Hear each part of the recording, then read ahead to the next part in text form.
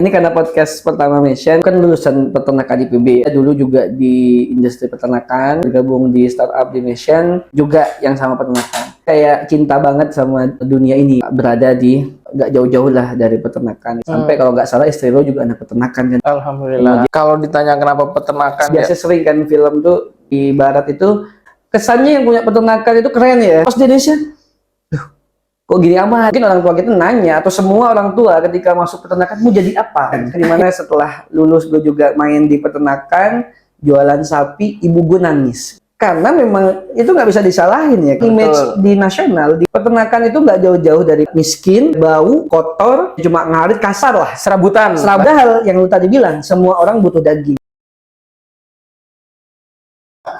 Ya Alif, makasih banyak sudah jadi tamu pertama di podcast Mission. Sama-sama Pak. Ini saya juga kaget nih sudah diundang.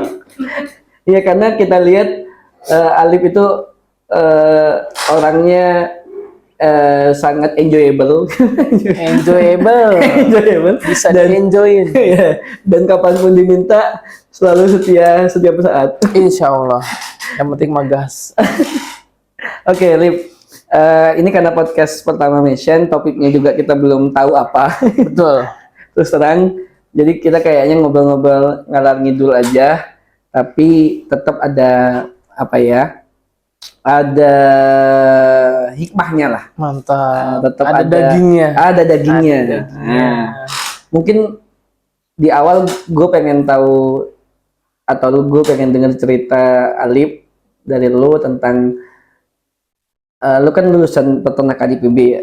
Alhamdulillah. Kemudian masuk kerja dulu juga di industri peternakan. Terus akhirnya bergabung di startup di Mission, juga yang sama peternakan.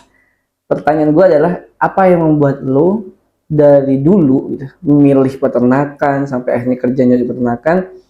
Apa ya, lu kayak cinta banget sama dunia ini gitu, dengan berada di nggak jauh-jauh lah dari peternakan gitu. Sampai kalau nggak salah istri lo juga anak peternakan kan ya. Alhamdulillah. Makanya itu kayak dapatnya sama. lu kenapa, apa ada ilham gitu dari Tuhan dari awal kemudian go kayaknya hidup mati go untuk peternakan ya. Anjay. Tapi gue yakin dari teman-teman juga di Mission ini pengen tahu gitu. Sebagai orang yang lu dari awal milih peternakan sampai sekarang, sampai milih istri juga peternakan, mungkin juga lu punya cita-cita anak lu juga masuk peternakan gitu. Nah, gue pengen tahu apa yang membuat lu kayak into banget lah di peternakan gitu. Bisa spill nggak ke kita gitu? Aduh. Kalau ditanya kenapa peternakan ya, sebenarnya dulu nggak kepikiran banget ke peternakan. Cuman memang dari dulu mulai dari kalau dari kecil kan emang suka pelihara hewan. Sebenarnya simple, dari suka pelihara hewan. Terus akhirnya nggak tahu kenapa di SMA kalau nggak salah ya, itu niatin buat breeding. Dulu masih lagi hype-hype-nya tuh yang namanya sugar glider. Sugar glider apa tuh? Itu tuh hewan berkantung, mirip ya, orang kadang bilangnya tupai terbang lah, padahal kan sudah beda. Oh iya. Awalnya dari situ SMA beli, tadinya cuma niatnya nggak kepikiran sebenarnya juga breeding. Ya udah, karena emang suka piara hewan, dulu piara kelinci tapi sering mati. Akhirnya coba piara yang lain yang waktu lagi hype. Itu juga belinya diam-diam, ingat banget balik dari itu pas SD, SMP? Enggak, itu kuliah, sorry.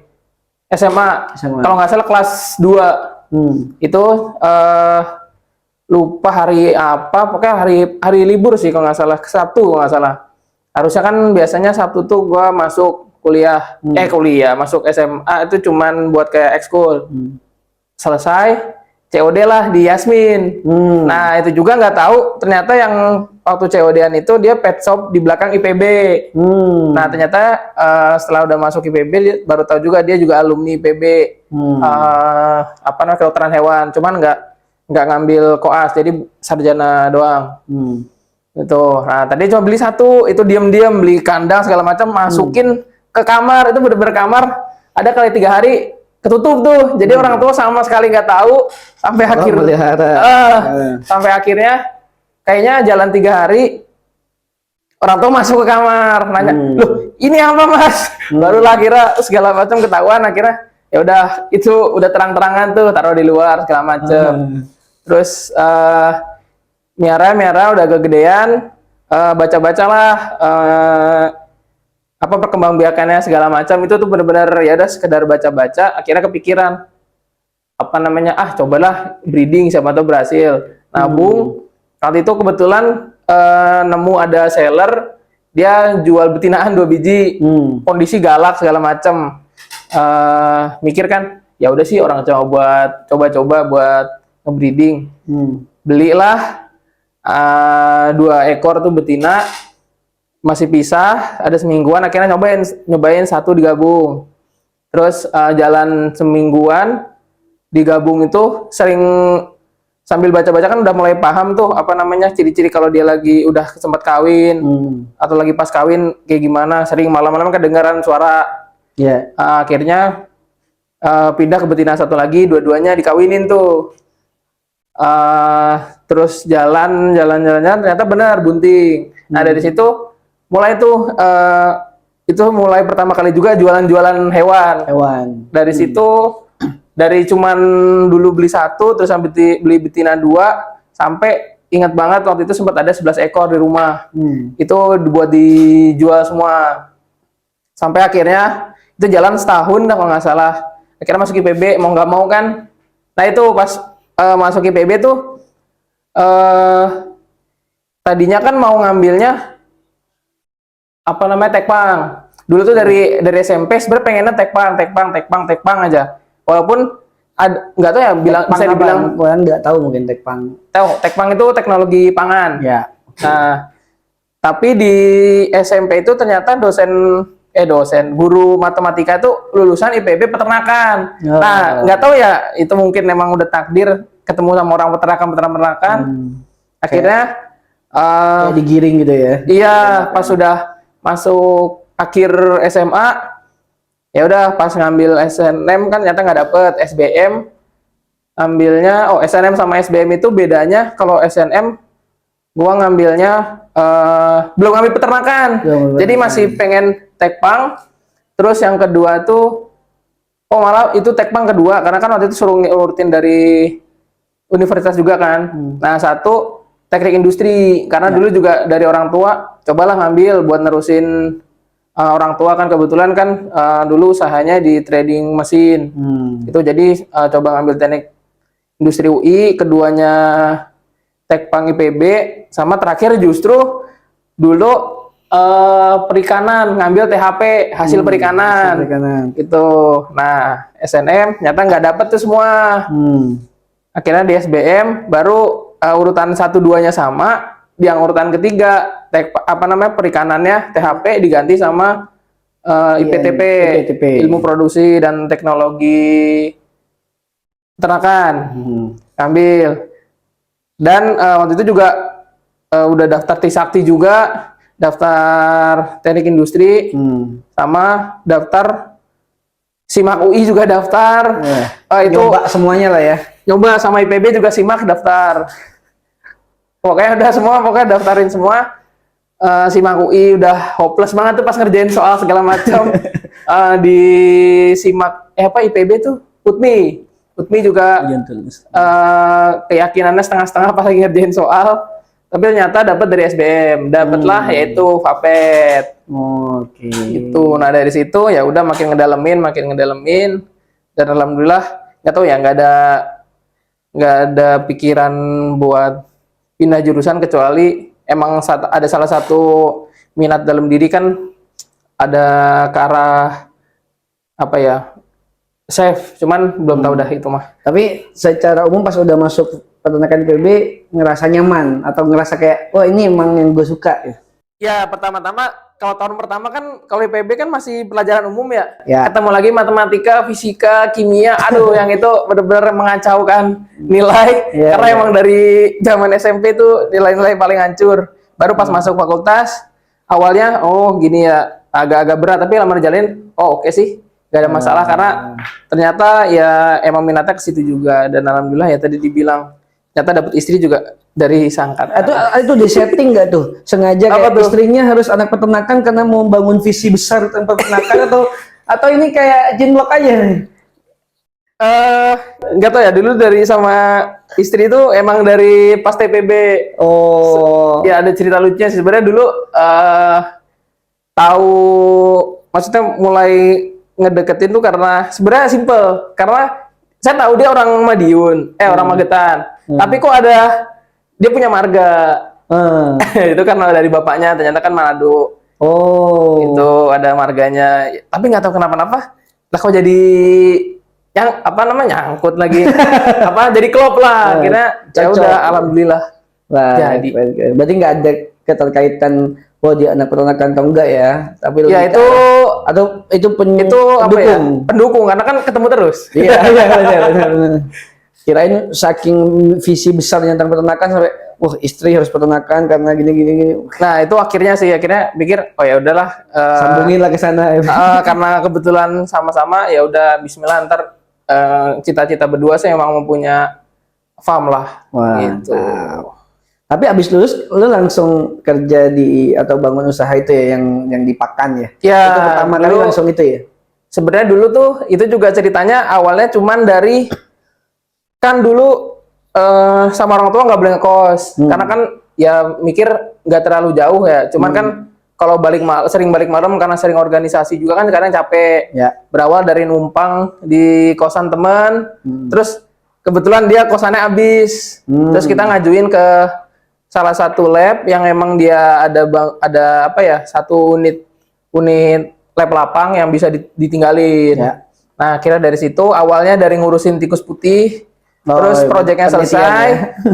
Kemudian ada emang kakak tingkat yang mengerintis usaha di situ, akhirnya mulai dari gabung, akhirnya ya udah kita gabung beneran di usaha itu, gitu. Itu dari 2019 ya. Gitu lah. Ya. Akhirnya lo terus mendalami lah ya tentang betul. Terus apa yang lo lihat dari Mission, Lip?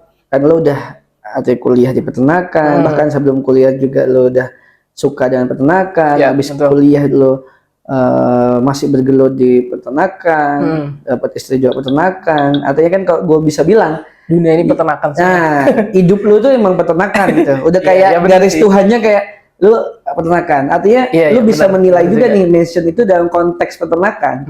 Itu kayak gimana sih gitu. Kita startup ini punya ini enggak sih gitu, punya arah untuk memang visi yang ke sana, atau lu lihat sebenarnya seperti apa gitu yang lo bisa lihat dari Mission sekarang gitu? Ya kalau dari pandangan gua, konsep yang dibawa Mission sebagai startup di peternakan sih bagus ya, karena kan yang kita tahu apa ya, peternakan di Indonesia tuh kayak bener-bener ya udahlah, peternakan tuh kayak rakyat banget lah, pokoknya kurang apa ya, kurang sentuhan dari yang atas mungkin karena birokrasi atau apa. Tapi sebenarnya kan kalau dipikir-pikir, peternakan ini hasil utama yang paling orang kenal kan daging. Sedangkan daging masuknya sesuatu yang sebenarnya bisa dibilang premium juga kan. Nggak setiap orang bisa makan daging dengan gampang.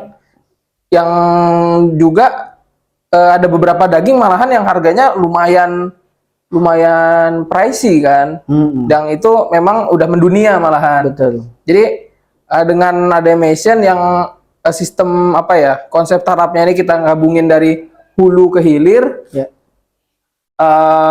itu menurut gua suatu konsep yang oke lah. Ya bukan oke lah, malah oke banget, karena kan dari hulunya dikelola, hilirnya dikelola. Jadi harapannya kan dari hulu dan hilir ada sistem yang benar-benar dibangun, dan nantinya ya mungkin apa ya, kalau dari pemerintah lah, ini nggak tahu ya, asumsi aja, mungkin belum tersistem yang bisa ngecover bener-bener, karena ya kan pemerintah banyak lah ya jobnya, yang nggak bisa, yang mungkin kayak ginian nggak kepegang ya. Mission ada di sini dengan membawa itu, yang harapannya kan pemerintah nggak bisa ngakomodir, Mission lah yang akomodir, dan harapannya kan bisa kepake ke Indonesia lah malahan gitu. itu juga yang tadi menarik sih, yang lu bilang tentang gimana kita ngelihat peternakan Indonesia yang biasanya cuma orang-orang di bawah lah ya. Betul. Kalau lu lihat nonton film ya di Netflix atau di yang lainnya, terus ada biasa sering kan film tuh di barat itu ada kayak dia punya ranch, terus betul. itu kok kesannya yang punya peternakan itu keren ya. Nah, hanya itu hektaran, yang laki ganteng, yang cewek cantik gitu. Terus kayak bahasanya bukan orang tua, kalaupun ada orang tua, dia udah ada penerusnya. Betul. Bawanya mobil keren gitu. Kalau pas di Indonesia, kok gini amat ya, itu gitu. dia sebenarnya. Nah, Kadang bingung tuh. Itu yang juga akhirnya jadi ini kan, jadi kayak brand atau jadi kayak brand image di kita juga mungkin di IPB gitu. Waktu mungkin orang tua kita nanya atau semua orang tua ketika masuk peternakan mau jadi apa gitu. Itu benar. Kan? Ya, mau jadi peternak. Itu ommu misalnya. Oh, itu kakekmu. Oh, ini tetanggamu atau siapa Pak Demo di Jawa misalnya ini di daerah peternakan loh, cuma ngarit gitu kan. Bahkan peternakan lo nggak jadi apa-apa gitu ya. Ya, bahkan saya digituin sama dulu guru kimia, ingat banget tuh. Pas lagi milih-milih, semua ditanya satu-satu. Pas giliran saya mau ambil apa? Peternakan IPB. Peternakan mau ngapain? Aduh, di situ langsung ya lihat aja Bu nanti dah. Anjir, itu keren. Itu harus dibuktiin karena gue pribadi juga bener-bener ngerasain. Gue pribadi juga ngerasain itu. Ngerasain dimana setelah lulus gue juga main di peternakan, jualan sapi, ibu gue nangis. Nangis ibu gue dan bilang, ibu udah kuliahin jauh-jauh ke IPB, ngurus sapi gitu. Karena memang itu nggak bisa disalahin ya, karena brand image di nasional di Indonesia peternakan itu nggak jauh-jauh dari pertama kurang pendidikan, yang kedua miskin, yang ketiga bau, kotor, kerjanya cuma ngarit, kasar lah, serabutan, betul. Dan nggak jelas masa depannya. Gitu. Betul. Padahal yang lu tadi bilang semua orang butuh daging, dan daging itu di Indonesia justru premium. Ya, semua orang bisa makan daging. Iya, betul. Bahkan untuk makan daging orang butuh nabung. Gitu. Bahkan nggak sedikit yang makan daging momen-momen lebaran doang. Benar banget. Karena di Indonesia juga di data BPS kita masih kurang dari 3 kilo per kapita malah per tahun. Malaysia aja udah 6 kilo per tahun. Artinya saat ini gitu, kita itu masih kekurangan. Nah, mungkin salah satu kenapa kurang karena brand image ini juga membuat orang tuh tidak mau jadi peternak, ternak sedikit, akhirnya ya supply-nya dikit gitu kan. Akhirnya harga juga sangat tinggi. Nah, ini yang gue pikir kita di Mission juga menjadi beban utama ya, atau beban sosial, visi lah. Jadi visi kita untuk kemudian at the end of the day kita harus bisa merubah image ini. Kita harus bisa bilang bahwa peternakan di Indonesia itu keren kok gitu. Ya kayak gue sekarang gini, kalau lu ditanya, lu apa lagi kerjanya? Gue pengen semua tim kita di Mission bilang kita peternak. Ya, kita peternak, kita adalah peternakan. Jadi orang punya pandangan bahwa peternakan keren loh gitu. Bajunya keren gitu, dapat ID card gitu. Dia nggak jauh beda sama orang kerja di SCBD lah. Coba beda tempat aja. Itu tempat doang gitu. Kita lebih merakyat. Betul. Iya. Menarik. Ini yang gue suka ketika kita bicara sesuatu tentang peternakan dan kita passion di situ. Kita benar-benar passion, tinggal gimana kita bisa punya juga determinasi bahwa kita udah believe dengan peternakan, ya ayo gitu. Gue juga mikir, peternakan itu sektor tertua loh di dunia. Betul. Dari Nabi Adam sudah beternak. Dan selama itu orang hidup. Artinya peternakan itu menghasilkan uang. Betul. Iya kan? Peternakan itu menghasilkan uang dan peternakan itu penting. Bahkan ada hari raya di dalam agama Islam yang pakai ternak. Kurban. Betul. Motong kurban. Apalagi di agama Kristen mereka bahkan menyebut di dalam Injil domba, itu peternakan. Peternakan juga. Di Hindu mereka yang disucikan sapi malahan. Coba lu bayangin. Di Buddha juga apa ya? Selalu nggak jauh-jauh di agama-agama itu ada unsur hewan ternak. Betul. Utamanya nggak jauh-jauh dari sapi, kambing, domba gitu. Ya kan? Di Ruminansia nih, terutama yang kemudian yang gue lihat itu seperti kayak ya udah sunatullahnya lah, udah tanda alamnya, udah kayak gitu. Tinggal gimana kita memperbaiki apa yang kurang bagus di sini. Gitu. Itu sih menurut gue, dan ya kita butuh di Mission juga orang-orang yang kayak Alif yang punya passion banget lah di sini. Insya Allah passion di sini. Terakhir mungkin sebelum ini kan namanya juga podcast uji coba ya. Yoi, Gak usah betul. lama-lama, yang penting Berapa menit dapat ada. hikmahnya. Mungkin lu bisa kasih deh Alif, apa ya ke kita penonton nih di podcast kita. Bisa ngasih kayak kenapa kita harus peternakan itu, atau kenapa kita harus punya visi untuk kemudian memperbaiki peternakan Indonesia. Kenapa enggak ya udahlah, udah kayak gini benernya biarin aja deh kita, atau udahlah ini kerjaan pemerintah aja deh biar dia yang jalanin gitu. Kenapa menurut lu kita harus ada di situ dan kita harus membuat transformasi yang besar lah untuk peternakan Indonesia? Kalau menurut gue tuh apa ya, sebenarnya simpelnya kalau mau disempilin ya peternakan itu sebenarnya luas, nggak sempit, dan terus masih banyak lah hal-hal yang selama ini kita anggap ya udahlah, sebenarnya itu tuh bisa kita apa ya, kita kembangin lagi, kita bikin itu bukan sesuatu yang cuman ya udah, tapi memang masih bisa jadi ke misal jadi A, jadi B, jadi C. Terus kalau ngomongin kenapa nggak kita inin ke pemerintahan aja lah, pemerintah biar yang ini. Justru kalau kita cuma ngandelin pemerintah dengan apa ya, job desk mereka yang banyak, yang kita lihat malah semakin peternakan ini makin dilihat sama warga apa ya, non pemerintah tuh kayak ya gitu-gitu aja. Justru kita yang dari bawah yang justru nggak terlalu atas lah bahasanya, yang bisa lebih dekat ke yang peternak-peternak yang mungkin masih dibilang peternak rakyat biasa, ya kita ubah pelan-pelan dari situ, baru nantinya kita semakin ke atas. Kita kalau kita makin punya power, ya udah kita gandeng pemerintah buat yuk kita sama-sama ubah nih peternakan yang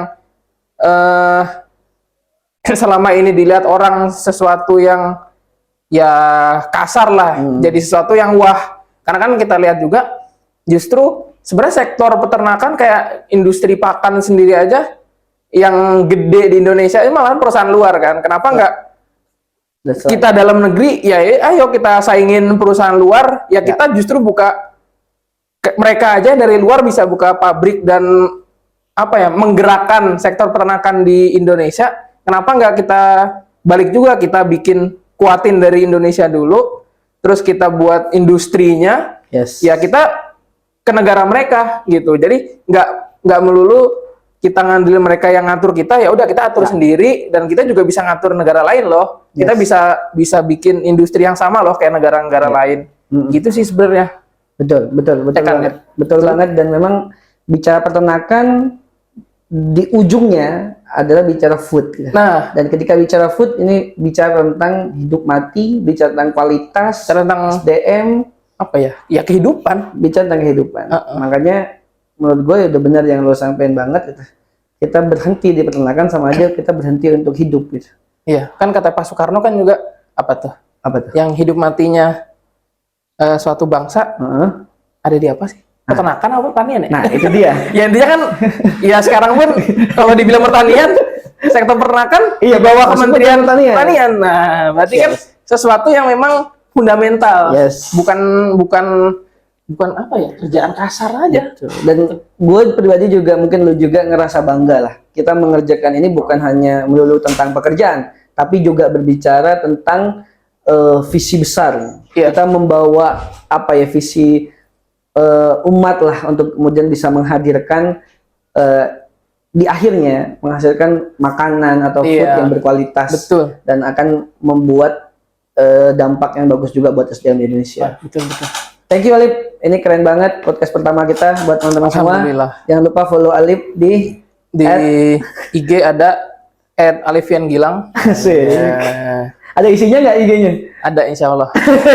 Ada postingan. Kalau belum tahu, Alif ini di Mission sebagai akun eksekutif di Upstream. Ya, di Upstream itu Alif lah yang bersentuhan langsung juga dengan peternak, mengasih saran ke peternak tentang bagaimana pakan yang bagus dan punya tanggung jawab meningkatkan produktivitas di ternak. Ya, nanti insya Allah ke depan Alif akan menjadi orang yang kemudian banyak manfaatnya buat peternak. Khairun nas, anfa'un linnas, utamanya buat peternak di Indonesia. Thank Betul. you, makasih banyak Alif. Ya, buat ini calon follower, buat peternak, kalau mau cari pakan, Anjay. bisa hubungin. Asik. Oke, makasih banyak. Jangan lupa follow mention juga Ya, dan betul. ikutin terus kita di sosmed kalian. Makasih banyak. Assalamualaikum warahmatullahi wabarakatuh. Waalaikumsalam.